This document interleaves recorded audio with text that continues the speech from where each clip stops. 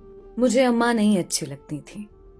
چھوٹی قمیصوں کا رواج ہوتا تو میری لمبی لمبی قمیصیں سلواتی، اور جب لمبی قمیصوں کا دور آیا تو انہوں نے لمبی قمیصوں کو گھٹنوں تک کروا دیا. اچھے سے اچھے کپڑوں کا ستیہ ناش کر دیتی تھیں. کسی فنکشن میں جانا ہو تو لاکھ منتیں کر لو، کبھی لپسٹک تک لگانے نہیں دی.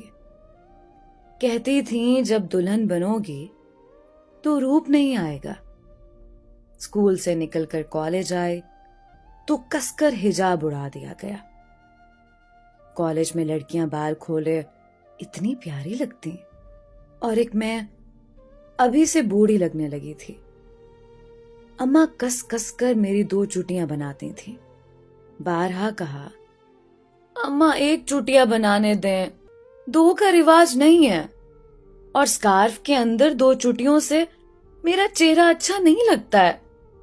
لیکن اماں کہاں ماننے والی تھیں. کالج سے بہت اچھے نمبروں سے پاس ہو کر یونیورسٹی پہنچے. سوچا اب میں بڑی ہو گئی ہوں، یہاں کچھ منمانی کروں گی. لیکن اماں نے یہاں بھی میری جان نہیں بخشی، حد ہی کر دیتی تھی.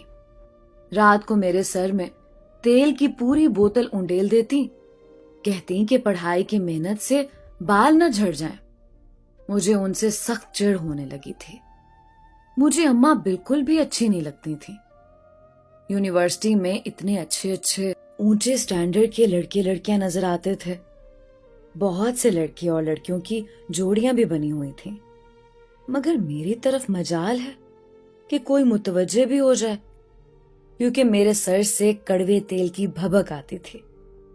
ایک لڑکا تھا یونیورسٹی میں، نہ جانے اس لڑکے میں کیا بات تھی کہ اس کے ارد گرد لڑکیوں کا جمع غفیر رہتا تھا.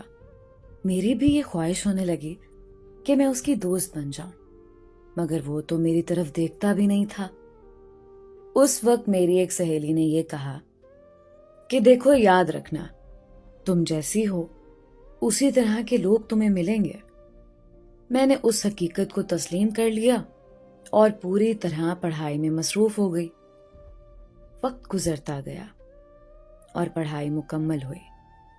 رزلٹ آ گیا. یونیورسٹی میں میرے علاوہ ایک اور لڑکے نے ٹاپ کیا تھا، جسے آج سے پہلے میں نے کبھی دیکھا بھی نہیں تھا. میری سہیلی کا کہنا سچ ثابت ہوا، اور میری شادی میرے جیسے اسی ٹاپر لڑکے سے ہو گئی، جس کو یونیورسٹی میں کوئی جانتا بھی نہیں تھا. اب ہم دونوں کی ایک پیاری سی بیٹی ہے. میری جو خواہشات میرے دل میں رہ گئی تھیں، میں ان کو اپنی بیٹی کو سجا سنوار کر پورا کر رہی تھی.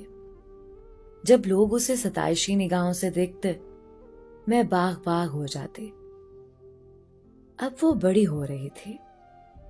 اس کی چال ڈھال میں مجھے ادائیں نظر آنے لگی. وہ جہاں سے گزرتی لوگ اسے مڑ مڑ کر دیکھتے، پر مجھے اب یہ سب اچھا نہیں لگتا تھا. بلکہ سچ پوچھیں تو بہت برا لگتا ہے. میں نہیں چاہتی کہ اسے کوئی بھی ایسی نگاہوں سے دیکھے.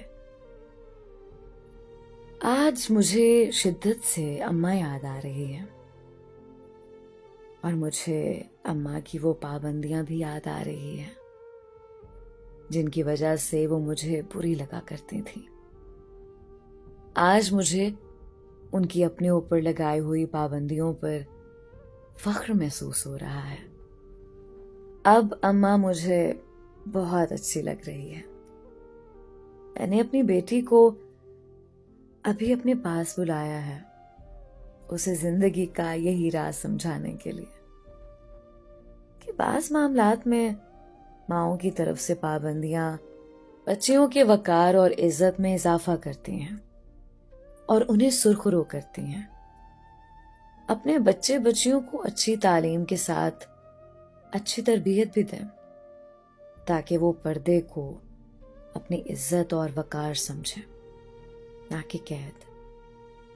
اللہ پاک سب ماؤں کو اپنے بچے بچیوں کو اچھی اور دینی تعلیم و تربیت دینے کی زیادہ سے زیادہ توفیق عطا فرمائے.